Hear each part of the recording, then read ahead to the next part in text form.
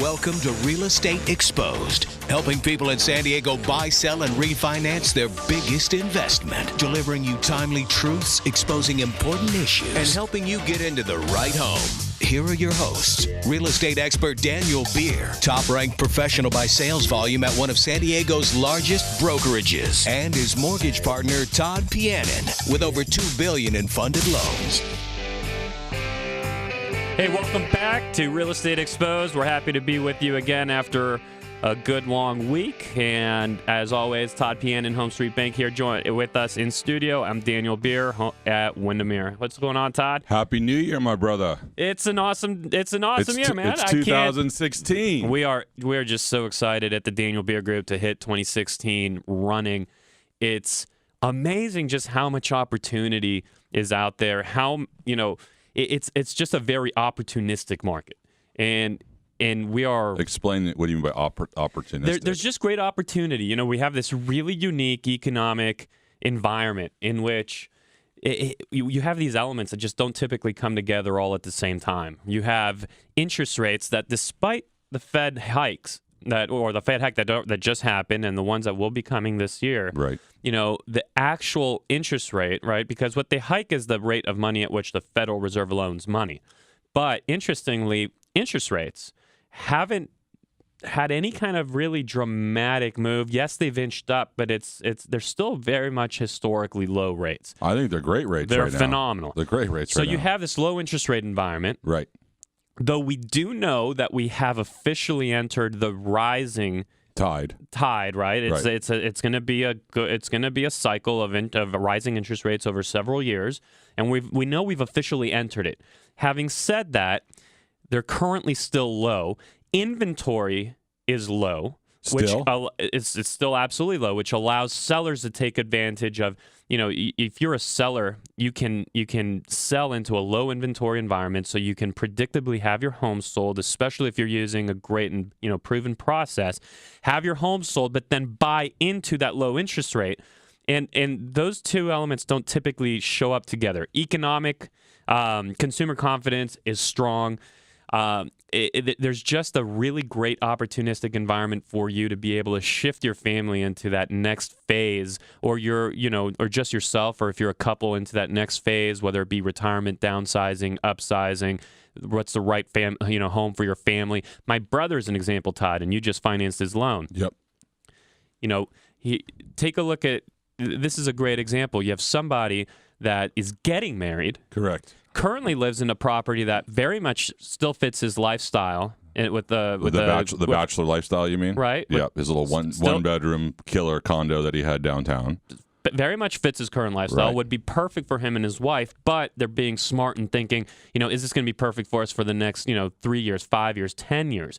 And so similar to what you did, though, right? I mean, because you had a great little place, and then you decided the same thing after that it was time for you to kind of you bought for the long haul. But they're taking advantage of the opportunity presented by this market and these interest rates to lock in their family into a situation, their future family into a situation that is going to fit them long term. And so it's just an awesome year. I'm so happy to be back here with you guys for another year of Real Estate Exposed. And I'm super excited. There's a lot going on out there. There is a lot going on out there. I mean, let's just talk about politics for 1 second, Dan. I know you love to talk about politics. I love politics. Not really. I know, but Donald Trump. You know what? It's critical. It's important, and they have the ability to affect our life and our economic environment. They do. And, so, what do you got to say about Trump? Trump keeps blistering in the polls. I mean, he keeps, blistering. He's going ahead. He's doing really, really well. He's, everyone. I don't think that the GOP wants him to be the old school GOP wants him to be their nominee. I think that Clinton is very, very scared of him becoming the nominee. I mean, I think it will be an interesting experience if we get Donald Trump as our president, Dan. One of my favorite stories that I read recently is how the low-polling GOP candidates insist there's still time for a turnaround. So, you have the Huckabees of the world, and, I don't even know if Santorum is still running or not. It's completely irrelevant. I think he's out. I love, just that face of his. amuses me. Well, Christy thinks he still has a chance. But when you have these guys, it's like, look, Mr. Santorum, Mr. Huckabee, and so on. Right. People didn't want you 8 years ago, 4 years ago, probably not today. You're not going to turn around from where you are and surge to the top. Why do these guys spend the money they spend on their campaign? Is it just a platform for them to basically, sell books or do other things in the future and just be in the public eye? I think it's two things. I think one is it sets them up for future campaigning, right? So it puts them in the public eye. So that way, if they decide to run for another political office, they're out there. Two, they can sell books, get good speaking gigs when they're done, right? Because they become a nationally recognized person. I mean, I think those are major players. Plus, I think that you've got some candidates who are who don't have big margins in the polls, but also have like a message that they want to get out there, like Rand Paul, right? I mean, he is out there, pushing his message and trying to push the talking points forward to get people kind of excited or, to bring it to the front of the campaign. I do believe that, actually, about Rand Paul. Yeah. This is somebody that deep down understands he's not going to win. Right. But that is using the platform for a message that he actually really believes in. Correct. He 100% believes in it, and his dad did too. I mean, that was the other thing. Much like we really believe in the platform we use at the home selling workshops to share with sellers. If you're thinking about selling your home, right, and you want a different way, you think there's probably ought to be a better way or a more proven process or just something smarter than simply having some pictures taken of my house, having them slapped online. With your iPhone. Don't forget your iPhone pictures. Yeah, the most popular. It's the most popular camera on the market. Real estate camera. On the market? That's used in action. But if you're thinking about selling your home and you feel like there needs to be a smarter way to do it that's going to actually lead you to a predictable result, and you want to find out what that is, this is the information we share at the home selling workshops. There, we go through it step by step, and we actually share with you the actionable, literally step-by-step items that you can put in place to have your home sold at the most the market will bear in the quickest amount of time and inconveniencing your family the least, because that is what we teach through what we call the 5-day Blitz. And it's an awesome process. Love to share it with you. And if you want tickets, we're taking registrations now, right? We're starting to take registrations, and we have exactly. They're going to be in February 16th, 17th, and 18th. It's about an hour and 15 minutes or so of your time. And it's just really cool because it's not a commercial for anybody. It's really information for you to put into action with you, who you want, how you want, when you want. And the tickets are free.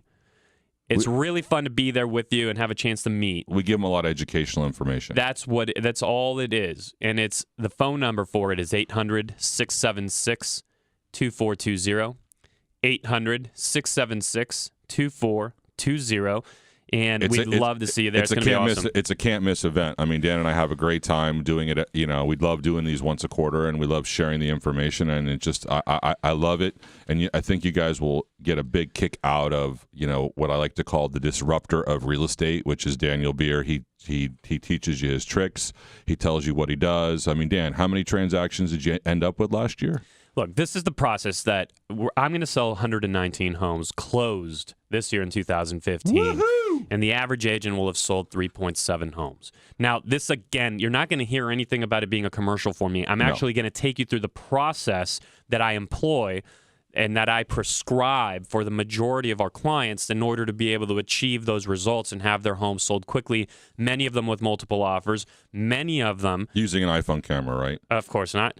Many of them over the asking price, okay? And put this into perspective. It takes very little to get licensed as an agent.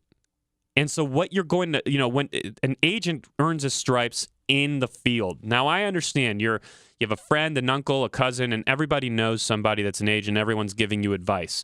But here's the reality. For the average agent in the county, there's 20,000 agents, and the average agent will sell 3.7 homes this year. I literally sold 119. So it would actually... Again, literally take that average agent 32 years to get the type of experience that we had just this year alone. Here's why I'm sharing this with you. I'm just trying to qualify the the validity of the information, the experience behind the information that's going to be shared with you, that you're going to take with you, and then employ it for the sale of your home how you want, when you want, with who you want, whether it be me or not. That's irrelevant, and you're free to take that information with you. You'll literally walk out of this workshop knowing how to sell a home more effectively than virtually any agent that you actually see out there in the street, because you're it's simple math, right? 119 homes versus 3.7. 119 versus 3.7. 32 times more. And I'm going to share with you the actual formula and process we use. So it's awesome. The number's 800-676-2420. Get your tickets. They're free. February 16th, 17th, and 18th. You just need to, we have them around the county, all different across times. the county. Lunch will be at a couple of the venues because we do a lunchtime deal. So, and then then we also do after work, which is super exciting. So it's fun. We can't wait to see you there. And I can't tell you, it's one of those can't miss events. So definitely call and definitely get your name on the list. Again, that number's 800-676-2420. Coming up next here out of the break, we're going to run through 2016 predictions. We're going to find out what Todd Pianin sees coming not just out of the real estate market, but out of the mortgage market and interest rate market. And you can't miss it. Be with us. And we're having a lot of fun with you. We'll be right back. Hey, we're back with you. It's Real Estate Exposed, News Radio 600 KOGO. I'm Daniel Beer at the Daniel Beer Group, and Todd Pianin, Home Street Bank. I want to find out, Todd, what do you see? What are your predictions for the 2016 market? And specifically, I'm actually interested in, what kind of loan product do you see growing in popularity, and what do you see shrinking in popularity? So I see that growing in popularity is going to be lower down payment programs. You're going to see a lot of new programs coming onto the market for homeowners. That it's going to be actually, there's little, jumbo money with 5% down, 10% down. I think you're going to see those start rolling out first and second quarter. Interest rates on those programs will be a little higher, but I mean, think about that, Dan. If you could buy a house for $1 million, only put down 5%. So I think that we're kind of moving back into that low down payment option for owner-occupied transactions. And let me be devil's advocate for a moment. Yeah. Should somebody buy a $1 million house with 5% down? Now, if that's what, to answer my own question, yes, if they're doing that because they're choosing to invest a whole bunch of other money that they hopefully have elsewhere, and it's a strategic move for them, great. But if they're buying the $1 million home because all they have is 5% down, where does this lead us into the future? How do you see this? How safe do you see that? So I see it safe because you still have to qualify, right? So it's really it's a stringent qualification, or is it loose? It's stringent. It's going to be. It's all very stringent right now. It's going to be still tough, right? But it's going to be for somebody who maybe is a partner at a law firm, doesn't have a lot of money saved. It's going to be a doctor who they know they have that bonus coming. They have the bonus coming. It's it's an opportunity for them to get into the marketplace today, where sure, at a higher price point because they may have a growing family. The move up buyer, basically. Oh, I love that. I'm a partner at a law firm. My income just dramatically changed. I just made partner. You just made partner, or you're waiting for your bonus because you don't get you get your bonus once a year. So my savings don't necessarily reflect what my earning capacity now is, and it's very safe earning capacity. Correct. Okay. So it's going to be for those types of people. It's going to also be for the move up buyer. It could also be for, an example would be, Dan, let's say that you or some other real estate agent decides to sell someone's home, but it hasn't, they have some things to do on the home before, and they can learn about that at the home selling seminar. But they may have some things to do on the home, but they want to buy something right away, and they're limited on their down payment until their house sells because they have some equity built up in their existing home. That's another reason to do that program. So I think that's. So you see that growing. Yeah, I see that growing pretty dramatically. I see that obvious. I don't know if not obviously, but also we in San Diego County the median home price went up, so the high balance conforming loan limit went up to $580,000 and some change. I think it's $580,350. So FHA 3.5% down, VA and conforming. Those are also going to be opportunities for clients out there. We're going to see that being a being a good factor because it's a little move up. I mean, it doesn't seem like a lot because it went from 565, it went up like 18 grand basically, but 18 grand is 18 grand, right? Now to be clear on these lower down payment options, they're for the most part owner occupied. They're all owner occupied. Okay, so currently. you have to be occupying the property you're buying if you're using one of these lower down payment options. Correct. Okay. Correct. You're not going to want to do something that they're not going to come out with a 5% or 10% investment property. Just not going to happen. But I think it's an indication that we're seeing that the market's bringing these products back, that they believe that the real estate market is going to, has settled back down. And it's growing because you wouldn't have these products coming back out there. Something that's pretty unusual that's happening in the real estate market, in the mortgage market, is there's tons and tons of layoffs happening at the big banks. So there was, huge numbers. We're talking about huge numbers of, from JP Morgan, Citibank, Bank of America, lots of layoffs going on.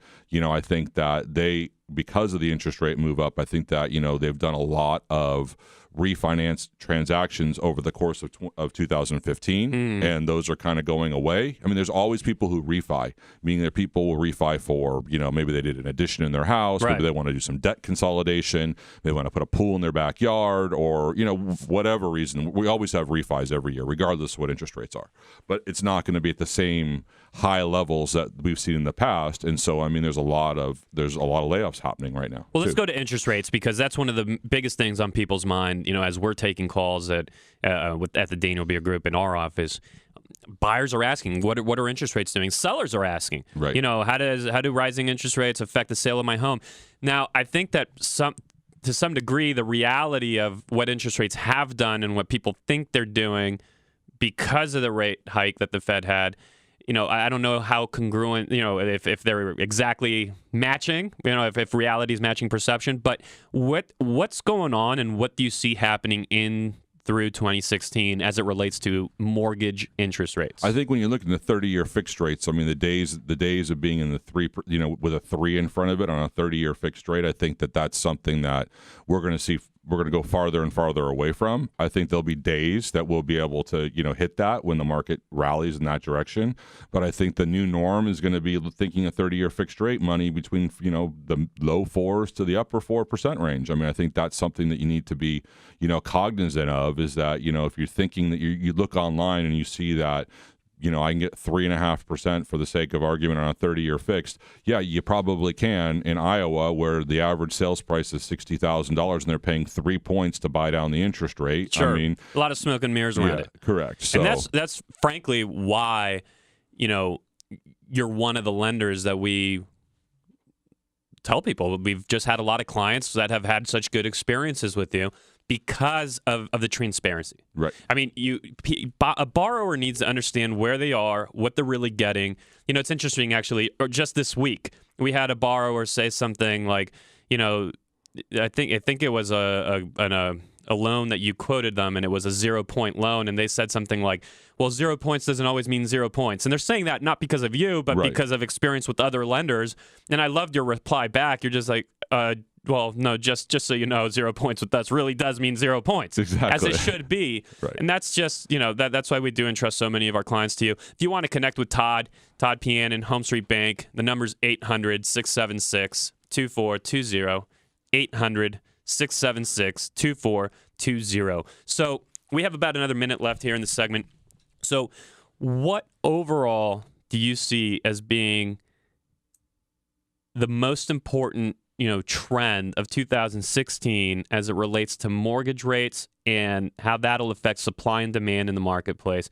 Let me rephrase that. When we get to the end of 2016, what kind of year will we have had? I think you and I will have a great year. I think that a lot of people will have kind of missed the boat, meaning that because they'll either get stumbled on interest rates or they'll get stumbled on, the values of the homes have gone up pretty dramatically. So I think that, timing is key. A perfect example is there's always a good time to lock. And so we take good care of our clients, and we locked in your brother at a great time. So I think that next year is going to be a very interesting year. And I think you and I will have a great year. I think a lot of people don't like the fact that, we're so transparent. So more 2016 predictions coming up here on the other side of the break. This is Real Estate Exposed, News Radio 600 KOGO, Daniel Beer, and Todd Pianin. Welcome back. It's Real Estate Exposed. I'm with Todd Pianin of Home Street Bank, and I'm Daniel Beer, the Daniel Beer Group at Windermere. And we're talking about 2016 predictions. What are we going to see in the housing market? Todd talked about all kinds of interesting things that we think we're going to be seeing in the mortgage markets in the last segment. If for whatever reason you missed that and you want to know, where are mortgage rates headed? What are they doing? What kind of programs are available that weren't available yesterday? And by the way, there are several. You have to connect with Todd. That phone number is 800-676-2420. We talked about. Also, I got some good news to announce. We're going to be on iTunes pretty soon. We're going to be a podcast on iTunes. Our show here. Yes, our show here. So you can look for our show on iTunes soon. Don't go there yet. For now, you can still find us on Facebook, or you can, of course, call and connect with us, whether it be about, what our mortgage rates doing, do you need to refinance, purchase, etc., or you might be interested in tickets to our free home selling workshop. And the number, again, to connect with us in any way is 800-676-2420. So it's my turn to put Daniel Beer in the hot seat and open up his crystal ball, pull back the shades, and tell us what's going to happen in 2016. And I'm just going to ask you a whole bunch of questions, Dan. So the first question in everybody's mind, because we always talk about low inventory in the county, what do you see inventories increasing? Do you see us coming back to a normal market? Do you see? When I say normal market, that's 6 months of inventory, right? That'd be a normal market. So people define a balanced market as being at about 6 months inventory, where it's not really, in the seller's favor or in the buyer's favor. Frankly, I think that that's really more at like 4 to 6 months. And after you get up over 6 months, I do think it starts to weigh a little bit toward the buyer as far as having more choice. There's 6 months of inventory. That's quite a bit. At least Right. It feels that way compared to what we have today, which is virtually non-existent. What is today? We're just over 2 months of inventory as a county. So, to answer your question, what do I see as far as inventory levels in 2016? And by inventory, if you don't understand exactly what that means, it just simply means how many homes are for sale. Right. How many homes are available on the market versus, and especially where that number becomes meaningful is then, versus how many buyers are in the market. So how fast are those available homes being absorbed? Now, in 2016, I do think that we're going to start seeing, and it's been happening very, very slowly, but we're going to see that those inventory levels rise so gradually. But we're going to, I would absolutely say that we're going to end the year still south of, say, 3.5 months inventory. I don't even know if it'll get that high. I'm giving it the opportunity to do so that if it does, I'm not completely surprised. Right. But I still think you end the year in what people would label as a seller's market. Still a seller's market. Having said that, like I said, there's still so much opportunity for buyers. And the opportunity for a buyer is that once you do beat out that other buyer for the house that you want to and where you want it, you get to lock in an interest rate that will no longer exist. And this isn't theoretical. This isn't what we've been saying this for so many years. A lot of you just might think it's a broken record, and frankly, it was for a while. But it's the real deal now. Right. So the opportunity for you as a buyer to compete in that, quote unquote, seller's market is that once you lock in that property, you're going to have you're going to have it at an interest rate that will no longer exist, at least not for the foreseeable future, because we're into an upward cycle that could very easily be a 10-year cycle. I recently had a client, he very astutely said, I found the property I wanted, and I think I got it at a good value, but I locked it in because you could have bought it for 15 grand more or 15 grand less, it's irrelevant compared to what my payment will do if I buy 6 months from now. It's just irrelevant because if those interest rates rise on me, I will be priced out. It could be priced out, right. or I might still buy it, but it's going to cost me a lot more in the long run. Right. So that plays into the question: what do we predict for the market and how inventory levels play in, and how mortgage rates play in? Because even though those mortgage rates are rising, which you would think will have inventory levels rising quickly, my prediction is they won't, because a lot of buyers will also be coming off the sideline. We're already seeing that. We have a jam-packed, we are you should see what our calendar looks like in January this year. Right. And it's because people get it. Now's the time. So we have a question from Facebook actually that Eric Kaplan wrote in, and he said, Dan, with all your knowledge in the real estate market and what's happening in San Diego, I mean, what's your prediction? One, he has two questions. It's a two-part question. First part question is, what's your prediction of values? Are they going to rise, and what percentage do you think they're going to rise at? My prediction is that they will rise. It's going to be, it's going to be much like last year was. So it's going to be 4%, 5%, 3%. It's going to be, maybe 6% on the high side. You're certainly not looking at double-digit appreciation this year. If something totally unforeseen would have to happen for that to happen, but something even more unforeseen would have to happen for us to be in the red. We're going to have a green year, and it's going to be, your 4 and 5 and 6% appreciation. So, here's the thing, though. You're either a buyer buying a personal residence where you're going to live, or you're a buyer buying a property that you're going to rent out, and it's going to be an investment property. Let's explore each scenario. If you're going to live in the home, you're going to, first off, you're getting the utility of actually living in it, and you're locking in today's interest rate for your family so that when you do live in that property long term, it's costing you so much less over time, okay? If you're buying a property as an investment and you're renting it out, this is something, for example, that I'm doing. And we're going to talk about this more in the next segment as well, because we're going to talk about your money in savings and how do you make your money grow and how do you invest it properly, and what are the basic rules of money that you need to follow if you intend to build wealth. Right. But if in very simplistic terms, and we can explore it more in the next segment, you might be buying an investment property. Again, you're buying it at a lower interest rate. Right. You're putting a certain amount down. So say, just for the sake of argument, you're buying a $500,000 house with $100,000 down. You're buying, it's 20% down. You're investing that $100,000. Say you're 35 years old. 30 years from now, that property, how much do we think a property in San Diego County that's worth $500 today is worth 30 years from now?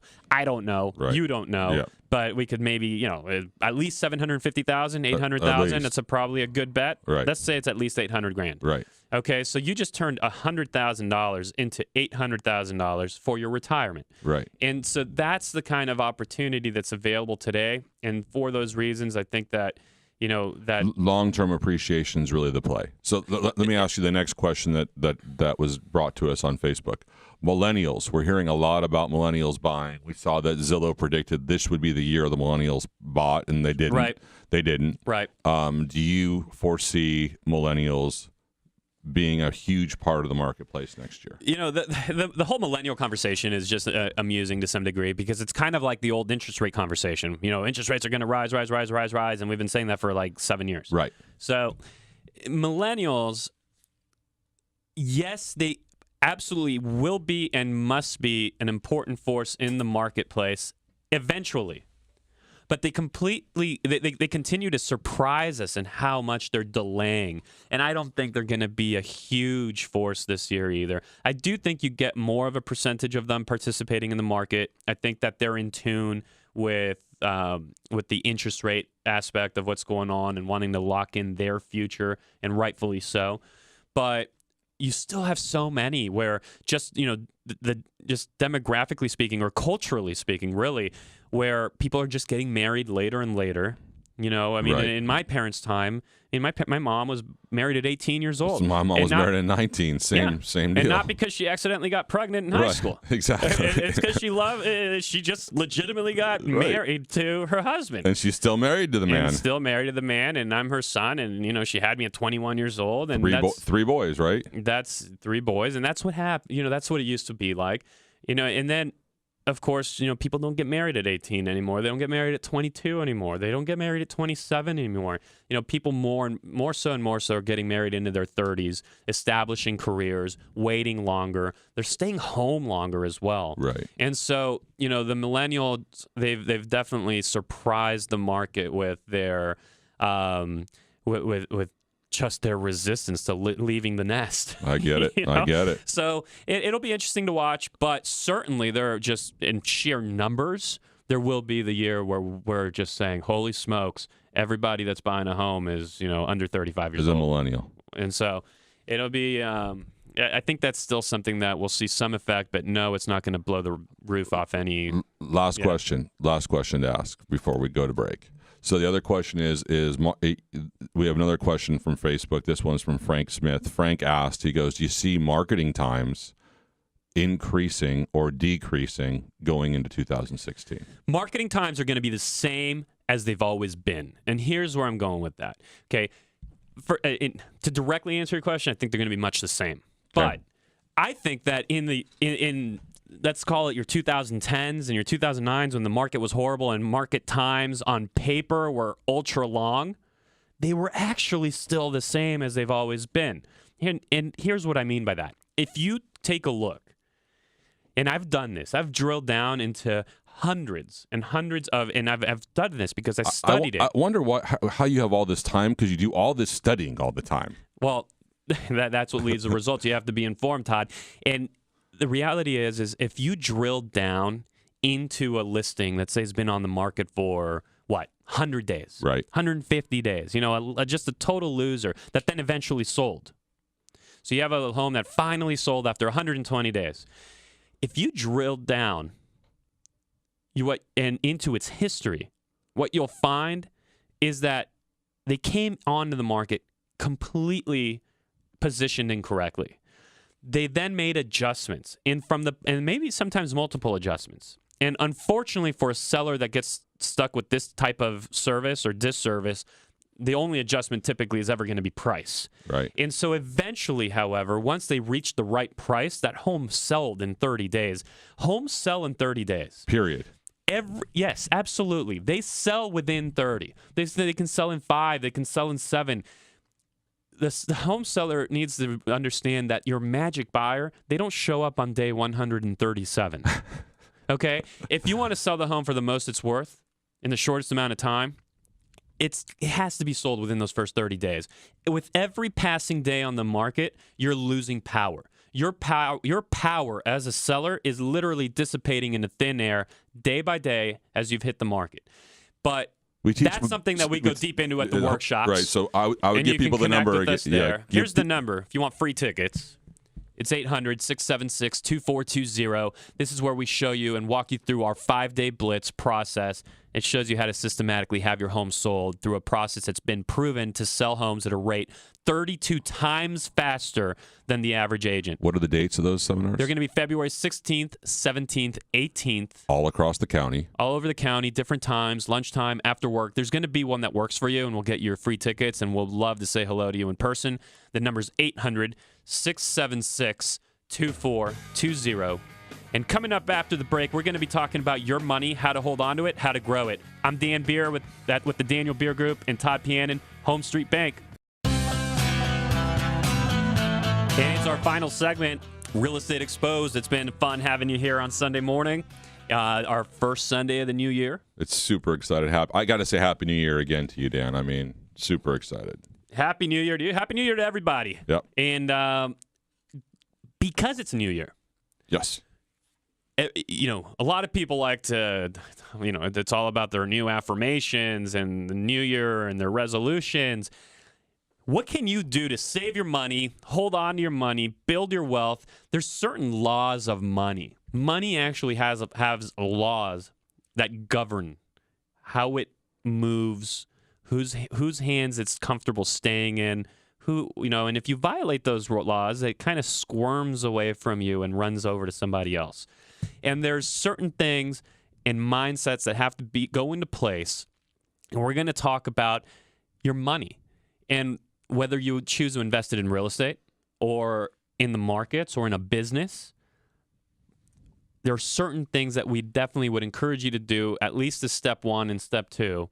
Todd, I'm curious, is there any like foundational rules that you use to systematically grow wealth in your own life that you'd want to share with the listener? I mean, I'm all about passive income, right? So any kind of investments I like to do passive, becomes a passive income, whether it's buying multifamily apartment buildings or it's investing in a company that's going to provide me passive income. And what passive income to me means is I'm not doing a lot of work and I'm getting either appreciation or checks, on a monthly basis that I can just put into savings and I can, just build wealth that way.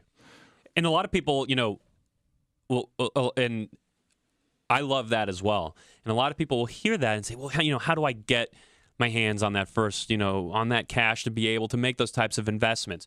And I was just speaking with the young person recently, one of these, millennials that we discussed in the last segment. And if you're not at least, and this is a bare minimum, folks, an absolute bare minimum. And no, I don't care if you're making minimum wage or if you're making, $5 million a year. At a bare minimum, you need to be putting away 10% of your money in investing it into investments where that money will make money for you and not in your checking account at 0.00001%. Correct. You have to be taking money, at least 10% of what you earn, and putting those dollars to work for you, right? Those dollars are your slaves that you put to work to earn you more, and then you ask them to have children. And you ask those children to have children. When you started this process, this 10% process, because we all have, right? That's a bare minimum, Todd. Right, I know, but when we were younger, when we started this process, you didn't think you could survive, right? Yes, that's the big thing. People say, I can't do it. I can't do it. I'm barely making it. Right. I can't even pinch off it, And so that gets into another law of just how life works. And I'm going to leave you with this thought because we don't have a lot of time. But life tends to expand into what is provided for it. Everything tends to expand. And a simple example is when you were in school and if you were given a month to do a project, it took you a month to do the project. You could have been given 2 weeks to do that same project, and guess what? You would have had it done, and you would have still gotten a great grade on it, and you would have had it done in 2 weeks.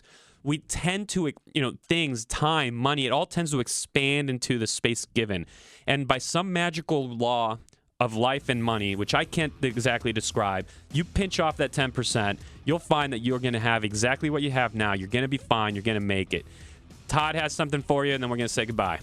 Happy New Year, everybody. I'm Todd Pianin from Home Street Bank, a member of the FDIC Equal Housing Lender, NMLS ID number 304014. This is Real Estate Exposed. I'm Daniel Beer. That's Todd Pianin. We're going to be with you next week.